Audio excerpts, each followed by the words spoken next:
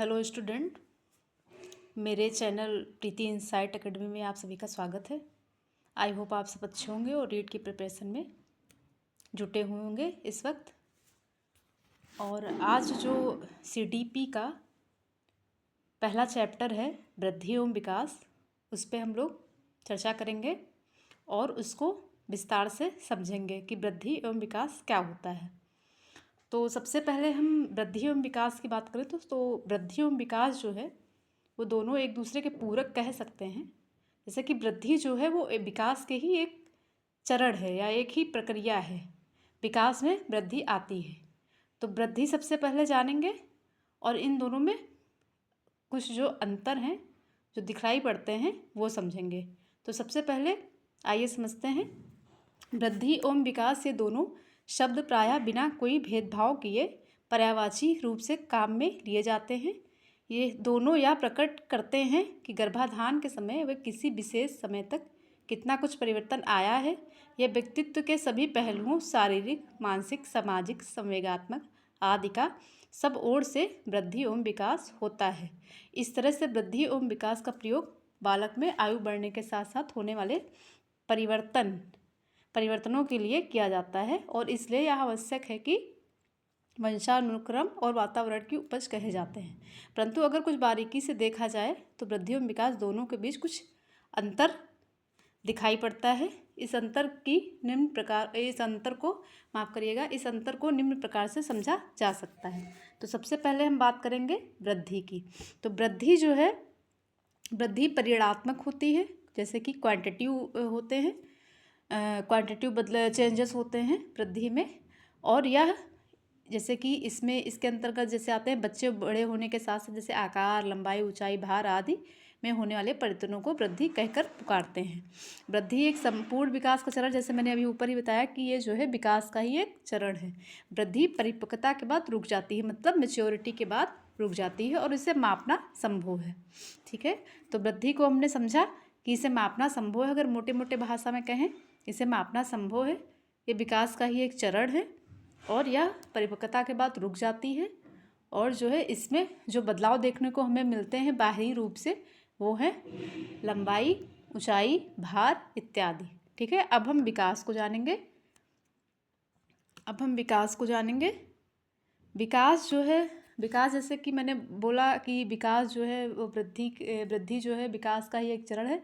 तो विकास में गुणात्मक और परिमाणात्मक, जैसे कि वृद्धि परिमाणात्मक हो गई और विकास जो है गुणात्मक हो गया। तो ये जो दोनों रूप से इसको हम माप सकते हैं। तो विकास को जो है वो परिमाणात्मक और गुणात्मक दोनों रूप से हम समझ सकते हैं। और यह जो है आजीवन चलने वाली प्रक्रिया है। और विकास जो है जिसमें बालक की कार्य क्षमता, कार्यकुशलता और व्यवहार में प्रगति होती है, वो सब भी हम देखते हैं। विकास शब्द अपने में एक विस्तृत अर्थ रखता है या व्यक्ति में होने वाले परिवर्तनों को प्रकट करता है।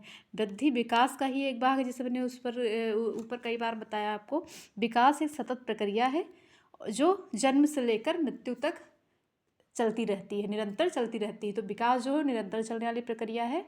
विकास जो है वो सतत प्रक्रिया है, या विकास जो है आजीवन चलने वाली प्रक्रिया है जो बच्चे के जन्म से लेकर मृत्यु तक चलती रहती है, जैसे मैंने बताया। और विकास में क्या क्या चेंजेस देखने को मिलते हैं, जैसे कार्य क्षमता, कार्यकुशलता, व्यवहार में प्रगति होती है विकास के दौरान। जैसे कि और विकास कार्य क्षमता, कार्यकुशलता और व्यवहार में होने वाले गुणात्मक परिवर्तनों को प्रकट करता है। इन परिवर्तनों को प्रत्यक्ष रूप से मापना कठिन है, इसे मापना कठिन है। ठीक है, वृद्धि को मापा जा सकता है जैसे मैंने बोला ऊपर, और इसे मापना कठिन है। तो ये गुणात्मक बदलाव जो होते हैं वो हमारे विकास के अंतर्गत आते हैं। जैसे कि कार्य क्षमता, कार्य कुशलता और व्यवहार, जैसे बोलेंगे ना कि उसका नेचर बहुत अच्छा है, वो बहुत गुणी व्यक्ति है, तो गुणी व्यक्ति को उसके कितने गुण है या आप माप नहीं सकते, या उसका व्यवहार कितना अच्छा नेचर है उसे मापना, संख्या में मापना संभव नहीं है। फिर हम आएंगे इसके आयाम पे। वृद्धि एवं विकास के विभिन्न आयाम हैं, जैसे कि शारीरिक विकास, ज्ञानात्मक विकास, संवेगात्मक विकास, नैतिक विकास, सामाजिक विकास और भाषात्मक विकास। ठीक है, तो इसे हम बारी बारी से अभी समझेंगे। सबसे पहले हम बात अगर करेंगे तो करेंगे शारीरिक विकास की। तो शारीरिक विकास जो है व्यक्ति के शारीरिक विकास में उसके शरीर के बाह्य एवं आंतरिक विकास शामिल होता है, जैसे आकार, ऊंचाई, लंबाई, भार इत्यादि ऊपर मैंने बताया कि जैसे बच्चा जब जन्म लेता है तो छोटा सा होता है, उसका सिर भारी होता है, बाकी का धड़ छोटा होता है, लेकिन धीरे धीरे क्या होता है कि सर छोटा होता जाता है और बच्चे का जो है जैसे कि पैर, हाथ और इत्यादि जो चीज़ें हैं वो मतलब बढ़ती रहती हैं। तो ये सब शारीरिक विकास है जो हम देखते हैं। गति संबंधित पक्ष जो शारीरिक विकास से संबंधित होता है। विकास की दिशा जो है, अब सॉरी माफ़ करिएगा, विकास की दिशा का सिद्धांत जो है वो कुप्पुस्वामी ने इसकी व्याख्या करते हुए, विकास की दिशा का सिद्धांत जो है वो कुप्पुस्वामी ने इसकी व्याख्या करते हुए लिखा है कि विकास सेफेलोकैडल और प्रॉक्सिमल डिजिटल क्रम में होता है। तो सेफेलोकैडल जो होता है हमारा, सेफेलोकैडल जो होता है उसको हम समझेंगे। सेफेलोकैडल जो होता है वो क्रम विकास लंबवत, जैसे कि लॉन्गिट्यूडनल होता है, जैसे सिर से पैर की ओर। तो क्या होता है, सिर से पैर की ओर अगर हम इसको समझेंगे तो पहले बच्चा अपना सर रोकना, आपने देखा होगा कि बच्चा जो है जब पेट के बल चलता है या खिसकता है तो सबसे पहले वो अपना सिर उठाने की कोशिश करता है और अपने सर पे बैलेंस बनाता है। तो जो सेफेलोकैडल है वो सिर से पैर तक की डेवलपमेंट उसका होता है और यह लॉन्गिट्यूडनल में होता है। इसमें जो है बालक सबसे पहले अपने सिर और भुजाओं की गति पर नियंत्रण करना सीखता है, जैसे कि मैंने अभी बताया, और उसके बाद फिर टांगों को, इसके बाद ही वह अच्छी तरह बिना सहारे खड़ा होना और चलना सीखता है। ग्रॉस, जैसे कि अब इसके अंदर चलना या खड़ा होना या दौड़ना, जैसे कि हम सिंपल सी बात समझेंगे, ग्रॉस मोटर स्किल्स एक होता है फाइन मोटर स्किल्स। तो ग्रॉस मोटर स्किल्स में होता है जैसे कि जो बड़े बड़े कार्य होते हैं, चलना, दौड़ना और घूमना या जो भी कह सकते हैं, ये ग्रॉस मोटर में है। जैसे जो स्थूल होता है, जो मोटा मोटा हम कहेंगे, जिसे हम देखते हैं, ठीक है। और हम फिर आते हैं प्रॉक्सिमो डिजिटल क्रम में। इसके अनुसार जो है विकास का क्रम केंद्र से बाहा की ओर होता है। केंद्र से बाहा की ओर मतलब हम समझेंगे जैसे कि इसका उदाहरण के लिए पहले रीढ़ की हड्डी का विकास होता है, उसके बाद भुजाओं, फिर हाथ की उंगलियों तथा तत्पश्चात इन सब का पूर्ण रूप से संयुक्त विकास होता है। तो इसके अंदर हम अगर सिंपल सी भाषा में समझे तो प्रॉक्सिमो डिजिटल में जो है फाइन मोटर स्किल आ जाता है। फाइन मोटर स्किल जो होता है वो सूक्ष्म गतिक कौशल जिसे कहते हैं। जैसे सुई में धागा डालना, उंगलियों का प्रयोग हो गया, आँखों का प्रयोग हो गया। उंगलियों का प्रयोग जैसे कि मैंने उसमें बताया ही कि उंगलियों का मतलब विकास होता है। फिर लिखना, पेंटिंग करना, है ना, काजल लगाना, और भी जो उंगलियों के द्वारा काम होते हैं, बॉल पकड़ना हाथ से, तो ये सारे जो है वो फाइन मोटर स्किल में आता है। फिर हम, और विकास का चरण जो है कैसे होता है, वो जैसे कि यहाँ पे लिखा है, स्थूल से सूक्ष्म की तरफ विकास होता है, जैसे कि ग्रॉस से फाइन मोटर की तरफ विकास होता है, ठीक है। अब हम समझेंगे कि विकास लंबवत सीधा ना होकर वर्तुलाकार होता है। तो बालक का विकास लंबवत सीधा ना होकर वर्तुलाकार मतलब सर्कल, स्पाइरल होता है। वह एक सी गति से सीधा चलकर विकास को प्राप्त नहीं होता है, बल्कि बढ़ते हुए पीछे हटकर अपने विकास को परिपक्व और स्थायी बनाते हुए वर्तुलाकार आकृति की तरह आगे बढ़ता है। किसी एक अवस्था में वह तेजी से आगे बढ़ते हुए उसी गति से आगे नहीं जाता, बल्कि अपनी विकास की गति को धीमा करते हुए आगे के वर्षों में विश्राम लेता हुआ प्रतीत होता है, ताकि प्राप्त वृद्धि और विकास को स्थायी रूप दिया जा सके। यह सब करने के पश्चात ही वह आगामी वर्षों में कुछ आगे बढ़ने की चेष्टा करता है। विकास की इस वर्तुलाकार गति को चित्र द्वारा समझाया गया। तो ये हमारा चित्र है, इसको ध्यान से देखिएगा, ये जो है हमारा पूरा चित्र है। तो ये जो है स्पाइरल चित्र, जैसे मैंने बोला ना कि जो है विकास सीधा ना होकर वर्तुलाकार होता है। और शुरू कहाँ से होता है, जैसे कि व्यक्ति विशेष इस बिंदु से अपनी विकास यात्रा प्रारंभ करता है। तो यहाँ से प्रारंभ करता है, वो बढ़ते बढ़ते यहाँ तक जाता है, यहाँ पे रुकता है जैसे, परंतु पीछे मुड़कर पहले के विकास को स्थायी बनाने का प्रयास करता है। मतलब पहले मुड़कर, जैसे कि बच्चा अगर बार बार गिर रहा है तो उसे सबसे पहले क्या होगा, उसका खड़ा होना लक्ष्य होगा। तो क्या करेगा, वो सबसे पहले अपने गिरने से अपने आप को बैलेंस करेगा कि हाँ मैं गिरता नहीं हूँ, ताकि मैं खड़ा हो सकूँ। पहले बार इस प्रकार की गति करता हुआ आगे बढ़ता है, ठीक है।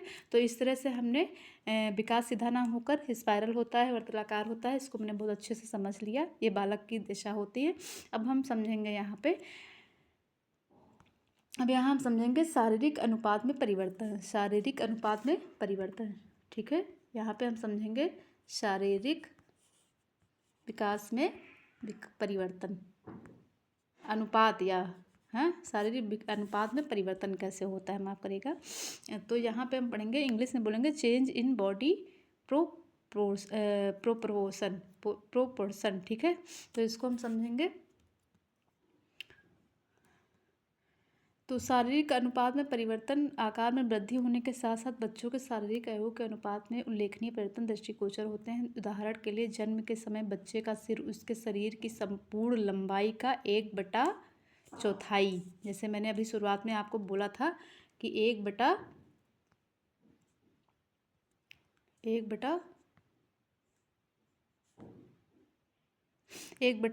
होता है। तो जैसे मैंने आपको भी बोला ही था कि 1/4 जन्म के समय आपने देखा होगा बच्चे का सिर जो है बहुत हैवी होता, तभी तो लोग, जैसे आप सिंपल सी बात मैं अगर मैं बताऊँ, कुछ सभी लोगों ने अपने घर में भतीजे या भतीजी या मासी के बेटे जो भी बच्चे हुए होंगे उनको किसी न किसी ने ज़रूर खिलाया होगा बचपन में, क्योंकि बच्चे बहुत क्यूट होते हैं। तो सभी हम बोलते लाओ हम ले ले, हम ले ले, हम ले ले। तो जब उसका जन्म होता है तो सभी जो है उसको लेना चाहते हैं। तो आपने देखा होगा कि जो हमारी दादियाँ या माएँ होती हैं वो कहेंगी बेटा सर के पास हाथ लगा लेना। तो सिर के पास हाथ इसलिए लगा लेना क्योंकि सिर में उससे बिल्कुल भी जोर नहीं होता है, उसका सिर हल्का सा इधर हुआ तो लचक जाएगा, तो उससे हड्डी जो है वो डैमेज होने की मतलब पूरी गुंजाइश होती है। इसीलिए लोग बोलेंगे कि इसके सर पे हाथ लगा लेना, क्योंकि सर उसका धड़ से जो है वो हैवी होता है। तो वही जो है यहाँ बताया गया कि 1/4 मतलब शरीर का 1/4 हिस्सा जो है मतलब 1/4 हिस्सा जो है वो सिर का होता है, ठीक है।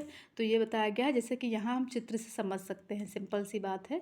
हम आपको इसीलिए चित्र ला के दिखाए हैं ताकि समझ में आए। जो लोग बच्चों को नहीं ऑब्जर्व किए हैं या नहीं खिलाए हैं बचपन में, या नहीं उनके घर में है अभी छोटा बेबी, तो उनके लिए ये बहुत बेहतर होगा समझने के लिए। तो देखिए 2 माह जन्म से पहले गर्भ में बच्चे का देखिए कितना बड़ा सर है, यहाँ पे आप देखेंगे, ये देखिए ये सर कितना बड़ा है। उसके बाद 5 माह जन्म से पहले गर्भ में बच्चे का सिर इतना बड़ा होता है। फिर नवजात शिशु का सिर जो है वो छोटा हो जाता है। फिर 2 वर्ष, फिर 6 वर्ष, फिर 12 वर्ष और 25 वर्ष में सर छोटा हो जाता है, बाकी का धड़ जो है लंबा हो जाता है। तो आपने यहाँ पे समझ लिया होगा कि जो है गर्भाधान से लेकर 25 वर्ष की आयु तक शरीर के अनुपात में परिवर्तन। तो ये आपने अच्छे से समझ लिया होगा कि बच्चे का सिर सबसे भारी होता है, उसके बाद धीरे धीरे धीरे विकसित करके शरीर के बाकी अंग बड़े हो जाते हैं और सर जो है छोटा हो जाता है, ठीक है। तो ये अच्छे से समझ में आया आप सभी को। ज़रूर कमेंट करके ज़रूर बताइएगा, और अगर आपको ये क्लास अच्छी लगी होगी तो प्लीज़ शेयर करिएगा, सब्सक्राइब करिएगा, लाइक करिएगा और कमेंट करके बताइएगा कि मेरे पढ़ाने का तरीका कैसा है, आपको ये समझ में आ रहा है कि नहीं आ रहा। अगर आ रहा है तो मैं आगे जारी रखूँगी, ठीक है। तो वृद्धि और विकास की क्रिया वंशानुक्रम और वातावरण का संयुक्त परिणाम है। तो सबसे पहले आज हम समझेंगे कि वृद्धि और विकास में वंशानुक्रम और वातावरण का क्या जो है हाथ होता है, या हम सिंपल सी भाषा में समझेंगे कि उसका क्या महत्व होता है हमारे वृद्धि और विकास में। तो हम एक उदाहरण यहाँ पे लेंगे और आप सभी को उम्मीद हो उस उदाहरण से समझ में अच्छे से आ जाएगा। तो उदाहरण के लिए जैसे हमने बताया कि जैसे अगर हम सबसे पहले एनवायरनमेंट की बात करेंगे, तो एक बच्चा जो है वो गरीब परिवार में होता है, जो कि उसके माँ बाप पढ़े लिखे नहीं हैं और उनके माँ बाप मजदूरी करते हैं। वहीं पर एक बच्चा शहर में होता है, सिटी में पैदा होता है और उसके माँ बाप जो है साक्षर हैं और अच्छे हैं, उनके घर का एनवायरनमेंट बहुत अच्छा है, अमीर लोग हैं और अच्छे से आदर्शवादी हैं। और जो गरीब घर के बच्चा है वो आसपास की गाली वाली सुनता है, वो गाली वाली देता है। तो यहाँ पे वातावरण को अच्छे से हम समझ लिए कि वातावरण का, तो जो अमीर घर का बच्चा है वो आदर्शवादी होगा, उसका नैतिक विकास अच्छे से हुआ होगा, उसका सामाजिक विकास अच्छे से हुआ होगा, और जो है वो पढ़ने लिखने में रुचि रखता होगा क्योंकि उसके माँ बाप जो है पढ़े लिखे हैं, और अच्छे से बात करता होगा, बात करने उसका भाषात्मक विकास भी अच्छा हुआ होगा। वहीं पे एक गरीब बच्चा है जिसके माँ बाप गरीब हैं, वो पढ़ा लिखा नहीं है और एक छोटे से गांव में रहता है, जो आसपास का गाली गलौज लोग करते हैं, तो वो बच्चा वही देख देख के ऑब्जर्व करके वही सब सीखेगा। उसका सामाजिक विकास, भाषात्मक विकास, संवेगात्मक विकास, नैतिक विकास वो सब नहीं डेवलप हो पाएगा जिस तरह से होना चाहिए। तो यहाँ पे हमने वातावरण को समझा कि एक बच्चे का वातावरण जैसा होगा बच्चा भी वैसा ही होगा। ऐसा आपने देखा होगा अपने आसपास, ऑब्जर्व करिएगा कि जैसे जैसे, और फिर हम आते हैं वृद्धि पे। तो वृद्धि जो होता है वो शारीरिक, जैसे कि बोला ना शारीरिक वृद्धि होती है वहाँ पे, परिणात्मक होता है। तो क्या होता है कि जैसे कि हमारे माँ बाप अगर सांवले हैं, कलर में ब्राउन हैं, तो पूरे चांसेस हैं कि मेरा उनका बेटा भी ब्राउन ही होगा, ठीक है। और कभी कभी क्या होता है कि जैसे कि 50% पिता का और 50% माता का गुण जो है उसमें पाए जाते हैं। तो हम कह सकेंगे कि 50% ददिहाल की तरफ से, मतलब 25% पिता का और 25% उसके बाबा दादी के गुण उसके अंदर होंगे। और इधर अगर ननिहाल की बात करें, तो माता की बात करें, तो 50% उसके नानी नाना के गुण पाए जाते हैं। तभी तो अगर कोई बच्चा, क्या होता है कि माँ बाप अगर ब्राउन हुए और बच्चा फेयर हो गया, तो कहा जाता है कि ये इसके बाबा फेयर थे तो ये अपने बाबा को पड़ गया है, या ये एकदम बिल्कुल अपनी दादी की तरह है नेचर में, उसी की तरह एकदम दिखता भी है, उन्हीं की तरह एकदम जो है व्यवहार करता है। तो ये हमारा हो गया आनुवांशिक।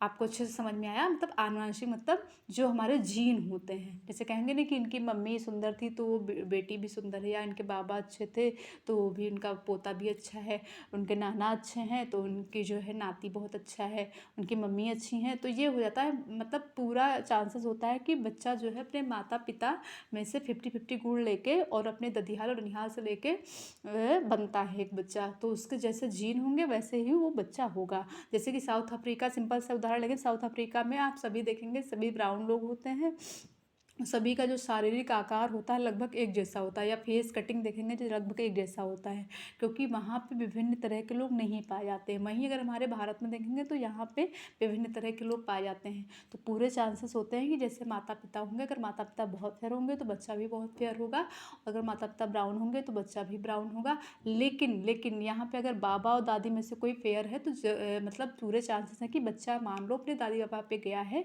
तो फेयर हो सकता है। तो यहाँ पे हमने आनुवांशिक और वातावरण को अच्छे से समझ लिया होगा। आई होप आप सबको समझ में आया होगा। अगर समझ में आया होगा तो प्लीज़ कमेंट करके बताइएगा, ठीक है। अब आगे आगे हम समझेंगे इसको,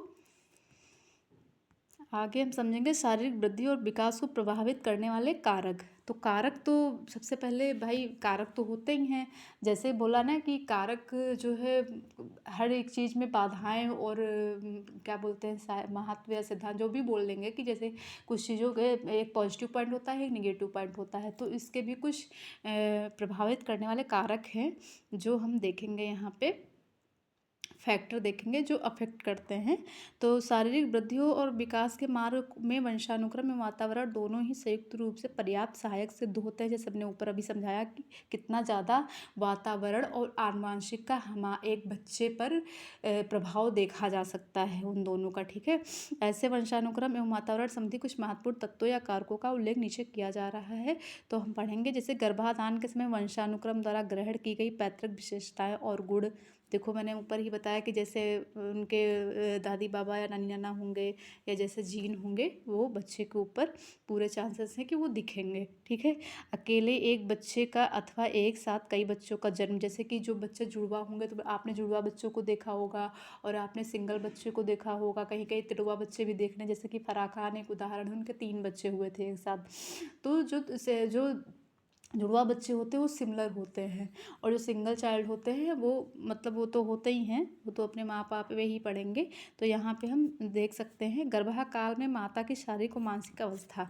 तो गर्भाकाल में शारीरिक इसीलिए कहते हैं कि अच्छी अच्छी किताबें पढ़ो, गर्भ प्रेगनेंसी के समय अच्छे अच्छे बुक्स पढ़ो, अच्छे अच्छे कथा या मतलब पूजा करो, रामायण पढ़ो, ताकि आपका नैतिक और सामाजिक और आदर्श विकास हो सके, है ना। भाषात्मक विकास जो है, क्योंकि बच्चा जो है वो पेट के अंदर ही वो सुनना प्रारंभ कर देता है। तो जैसे माँ बाप अच्छा सोचो, पॉजिटिव रहो और अपना स्वास्थ्य का ध्यान रखो, अच्छा भोजन लो, अच्छा खाओ, रूटीन में रहो, तो गर्भाकाल में माता की शारीरिक और मानसिक अवस्था जो है वो बच्चे पे बहुत ज़्यादा मतलब प्रभाव डालती है, इसलिए ऐसा कहा गया है। गर्भावस्था में माता के माध्यम से बच्चे को प्राप्त होने वाली पोषक सामग्री, जैसे मैंने अभी बता ही दिया कि अच्छा खाओ, तो जैसा हम खाएंगे वैसा ही हमारे बच्चे का ग्रोथ होगा। तो इसीलिए देखो डॉक्टर बताते हैं कि एप्पल खाइए, ये खाइए, फ्रूट्स खाइए, विटामिन सी ज़्यादा लीजिए या नारियल पानी ज़्यादा पीजिए, ये सारी चीज़ें डॉक्टर बताते हैं। तो इसलिए पोषक सामग्री लेनी चाहिए। और माता के द्वारा बच्चों को सामान्य अथवा असामान्य रूप से जन्म देना, असामान्य और सामान्य रूप से जैसे कोई एक्सीडेंटल डिलीवरी हो गई, जैसे कि मैं अगर एक उदाहरण के तौर पर बताऊँ तो मेरी एक फ्रेंड थी, उसको जो है 7th मंथ में ही हार्ट अटैक आ गया था, तो उसके बच्चे की डिलीवरी करनी पड़ी थी ऑपरेशन के द्वारा, लेकिन वो बच्चा 7 दिन के बाद ख़त्म हो गया था, क्योंकि एक्सीडेंटल डिलीवरी कहेंगे उसको। तो ये जो है बहुत ज़्यादा प्रभाव डालता है जन्म देने के समय माता का स्वास्थ्य और उसकी देखभाल। तो माता का स्वास्थ्य जो है वो बच्चे पे बहुत ज़्यादा प्रभाव डालता है। इसीलिए कहते हैं कि बच्चे अगर कोई मतलब प्रेग्नेंट है तो उस समय उसकी देखभाल और डॉक्टर के उसको निरीक्षण में रहना चाहिए, ताकि जो है जो भी डॉक्टर बताएं, जो भी उसका स्वास्थ्य का वो भी हल्का फुल्का भी कुछ इशू हो तो वो सही हो, ताकि आगे की जो आगे का जो आने वाला बच्चा है वो उसके ऊपर उसका प्रभाव ना देखा जाए। जन्म के बाद शिशु और माता की देखभाल जैसे मैंने बता ही दिया कि कैसे, मतलब जैसे बच्चे को, जैसे प्रेगनेंसी में माता को अपना ध्यान रखना होता है, वैसे डिलीवरी के बाद बच्चे और माता दोनों को ध्यान रखना होता है, क्योंकि माँ बहुत कमज़ोर हो जाती है। माँ को बहुत ही स्वास्थ्य का ध्यान रखना, खाने पीने का ध्यान, वैसे ही बच्चे को अच्छे से रखना, साफ़ सफाई रखना, कैसे उसको ट्रीट करना है, कैसे उसको खाना देना है या कैसे उसको नहीं देना है, वो सभी चीज़ें बहुत प्रभाव डालती हैं। जन्म के पश्चात के वर्षों में शिशु का पोषण, तो पोषण जैसे बोला ना कि अच्छी डाइट और अच्छा स्वास्थ्य का बहुत ही क्या बोलेंगे संबंध होता है आपस में। तो वही चीज़ें हो गई शारीरिक दोषों में न्यूनतम की उपस्थिति अथवा अनुपस्थिति। तो ये सारी चीज़ें जो है हमारी कारक में आ जाती हैं। ठीक है, अब हम देखेंगे बौद्धिक या मानसिक विकास की बात करेंगे। यहाँ पे हमारा शारीरिक विकास खत्म होता है। तो शारीरिक विकास में हमने क्या क्या पढ़ा? शारीरिक विकास में हमने पढ़ा कि जो है कैसे अनुपात में परिवर्तन होता है, सेफेलोकाइडल जो है ग्रास मोटर, और जो है प्रॉक्सिमो डिजिटल जो है फाइन मोटर से समझेंगे। जैसे उंगलियों का विकास केंद्र से बाहर की ओर विकास जो होता है वो प्रॉक्सिमो में होता है, प्रॉक्सिमो डिजिटल में। और जो सेफेलोकाइडल में होता है वो सिर से भुजाओं की तरफ विकास होता है, कि पहले सिर को उठाना शुरू करता है, बाद में और चीज़ें। और प्रॉक्सिमो पहले रीढ़ की हड्डी का विकास होता है केंद्र से बाहर की ओर। तो उसके बाद जो जैसे आपने देखा होगा बच्चा बैठना शुरू, पहले सर उठाएगा, फिर धीरे धीरे वो मतलब खिसकना शुरू करेगा, फिर धीरे धीरे वो बैठना शुरू करेगा। तो उसकी रीढ़ का विकास होता है। तो हमने ये भी समझ लिया। उसके बाद हमने देख लिया कि जो है अनुपात में वृद्धि, जैसे कि बच्चे के जन्म के समय उसका सर में उसका जान नहीं होती है, सर उसका बहुत हैवी होता है। आप सबने देखा होगा, अगर बच्चे को आपने गोद लिया होगा तो बोलेंगे, बड़े बुजुर्ग बोलते हैं कि इसके सिर पे हाथ लगा लो, इसीलिए लगा लो कि उसका सर धड़ से जो है भारी होता है। ठीक है, तो ये भी मैंने समझ लिया। फिर हमने इसके कारक देख लिए, और वंशानुक्रम और वातावरण का क्या प्रभाव पड़ता है एक बच्चे के जन्म पे, वो भी मैंने समझ लिया। अब हम बात करेंगे बौद्धिक और मानसिक विकास का, जो कि कॉग्निटिव डेवलपमेंट होता है। तो इसमें सभी प्रकार की मानसिक शक्तियों, जैसे सोचने विचारने की शक्ति, कल्पनात्मक शक्ति, निरीक्षण शक्ति, स्मरण शक्ति तथा एकाग्रता, कंसंट्रेशन, सृजनात्मकता, क्रिएटिविटी, संवेदना, संश्लेषण, प्रशिक्षण और सामान्यीकरण आदि से संबंधित शक्तियों का विकास सम्मिलित होता है। तो हम बात जैसे कि मैंने बोला ना कि जैसे इसमें बौद्धिक कॉग्निटिव डेवलपमेंट में जो है सारे आ जाते हैं, कि आप जैसे कि स्मरण शक्ति कैसी है, अगर आप की जो है स्मरण शक्ति अच्छी नहीं है तो फिर आप भूल जाएंगे जल्दी जल्दी। ठीक है, आपकी सोचने विचारने की क्षमता कैसी है, अगर आप चीज़ों को गहराई से सोच पा रहे हैं और उस पर जो है विचार कर पा रहे हैं, उस पर अपना तर्क वितर्क कर पा रहे हैं, तो ये सब बौद्धिक क्षमता में आएगा। आपकी कल्पनात्मक शक्ति के क्या है, ये सारी चीज़ें आएंगी। तो ये सारी चीज़ें जो हैं वो बौद्धिक और मानसिक विकास में आएंगे। फिर हम आएंगे इमोशनल डेवलपमेंट पर। इसमें विभिन्न संयोगों की उत्पत्ति, उनका विकास तथा इन संयोगों के आधार पर संवेगात्मक व्यवहार का विकास सम्मिलित होता है। तो इमोशनल डेवलपमेंट की बात करें हम, तो बच्चा रो रहा है, बच्चा हंस रहा है, बच्चे को कब अपनी खुशी व्यक्त करनी है, कब उससे दुख व्यक्त करना, दुख की जगह दुख व्यक्त करना है। ऐसा तो नहीं है कि अगर कोई किसी की डेथ हो गई तो हम वहाँ पर जाके ठहाके लगाएंगे, ये नहीं होता है ना। वहाँ पे हम उदास हो जाते हैं, और जो है अगर हम जैसे कोई फेस्टिवल हुआ या कुछ अच्छा मांगलिक कार्य हुआ घर में, तो उसमें हम लोग खुश होते हैं, हंसते हैं। तो ये सारे जो है हमारे इमोशनल डेवलपमेंट में आता है। तो जिनका इमोशनल डेवलपमेंट होता है उन्हें पता होता है कि कब कैसा व्यवहार करना है, कब कैसे खुद को दर्शाना है।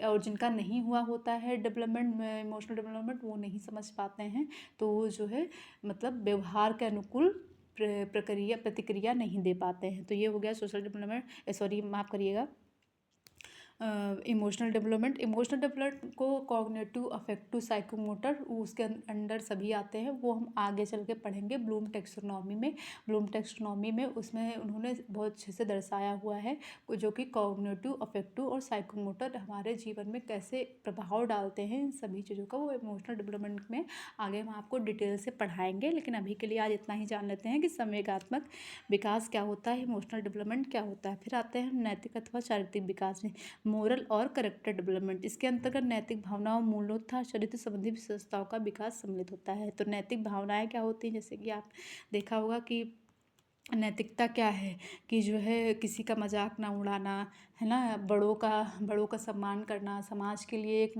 आदर्शवादी आदर्श को स्थापित करना, है ना। जैसे कि क्या होता, चोरी करना बुरी बात है, जैसे आपने देखा होगा कि चोरी करना बुरी बात है, हमारे बड़े बताते हैं बचपन से हमें, है ना। लोग बड़ों के पैर छूना अच्छी बात है, पूजा करनी अच्छी बात, ये सब हमारे जो है नैतिक विकास में आते हैं कि बड़ों से अच्छे से बात करनी चाहिए और जो है गाली गलौज नहीं करना चाहिए, बुरी बातें नहीं करनी चाहिए, अच्छी बातें करनी चाहिए। तो ये सब हमारे नैतिक विकास में नैतिक विकास और चारित्रिक विकास में आता है।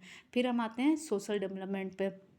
सोशल डेवलपमेंट की बात करें तो बच्चा प्रारंभ में एक असामाजिक प्राणी होता है। उस पर उचित सामाजिक गुणों का विकास कर समाज के मूल्यों और मान्यताओं के अनुसार व्यवहार करना सिखाना सामाजिक विकास के अंतर्गत आता है। तो आपने देखा होगा कि एक छोटा बच्चा होता है तो उसे नहीं समझ होता है कि उसका वो मतलब जब जाहिर सी बात जब उसका जन्म होता है तो वो अपनी दुनिया में रहता है। आप देखते होंगे वो खुद से ही बातें करेगा, खुद से ही मुस्कुराएगा, खुद से ही रोएगा, उसको भूख लगेगी तो साइन देगा कि वो रोएगा तेज तेज, तो वो अपनी ही दुनिया में रहता है। मतलब वो जो है बोलेंगे कि अपने ही लिए सिर्फ स्वार्थी एक तरह से कह सकते हैं कि बच्चा। लेकिन धीरे धीरे क्या होता है उसका जब चाइल्ड डेवलपमेंट होता है, धीरे धीरे वो जब किस उसमें क्या बोलेंगे उसको, माफ़ करिएगा, जब आप फिर धीरे धीरे 2 वर्ष का होता है वो अपना आता है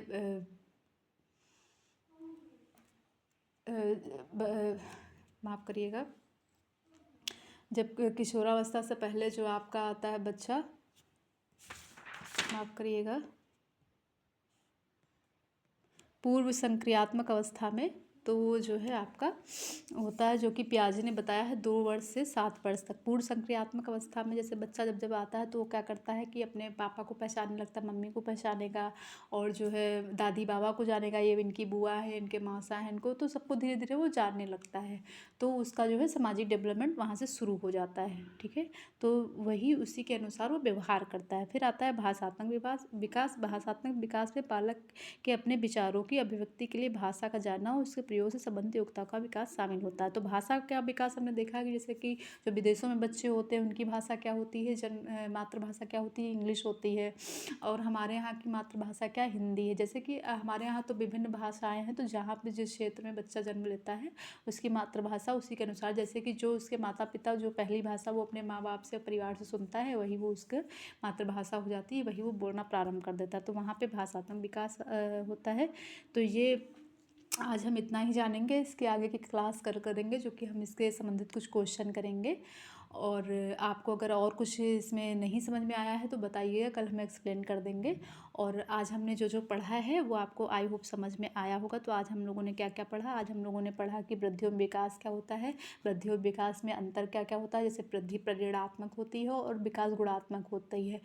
वृद्धि जो है एक उम्र के बाद रुक जाती है और जो विकास है वो निरंतर जारी रहता है, वो आजीवन चलता है और जन्म से मृत्यु तक विकास होता रहता है, ठीक है। फिर हमने शारीरिक विकास की बात की।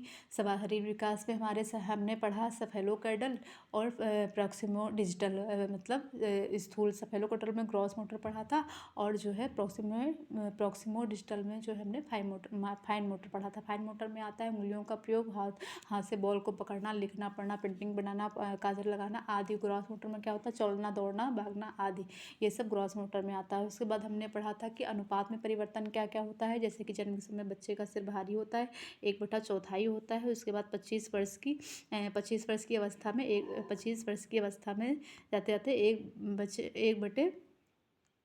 एक बटे जो है मतलब बच्चा जब 25 वर्ष की अवस्था में आता है तो उसका विकास जो है वो रुक जाता है, ठीक है। 1/4, ये माफ़ करिएगा 1 मिनट, 1/4 8 हिस्सा रह जाता है, उसका सर धड़ भारी हो जाता है और सर जो है वो छोटा हो जाता है। फिर हमने बात की वंशानुक्रम और वातावरण की। उसको मैंने समझा कि वंशानुक्रम और वातावरण एक बच्चे के जन्म पे क्या प्रभाव डालते हैं। फिर मैंने उसके कारक देखे, फिर मैंने देखे बौद्धिक और मानसिक विकास, कॉग्निटिव डेवलपमेंट, फिर हमने इमोशनल डेवलपमेंट देखा, फिर हमने मोरल एंड कैरेक्टर डेवलपमेंट को समझा, फिर हमने सोशल डेवलपमेंट को समझा और फिर लैंग्वेज डेवलपमेंट को समझा। ठीक है, तो आई होप ये आज की क्लास आपको बहुत अच्छे से समझ में आई होगी। अगर समझ में आई है तो please like, comment, share, subscribe करिए और जो है आप बताइए कि इसमें आपको सबसे अच्छा क्या लगा। अगर मेरे पढ़ाने और समझाने का तरीका आपको अच्छा लग रहा है तो हम कल फिर मिलेंगे एक नए टॉपिक के साथ, और इस टॉपिक के कुछ क्वेश्चन आंसर हम जो कि कल लेके आएंगे उसको पढ़ेंगे। तब तक के लिए अपना ध्यान रखें, ठीक है, और अपने स्वास्थ्य का ध्यान रखें और पढ़ाई निरंतर जारी रखें। तब तक के लिए बाय, धन्यवाद, गुड नाइट।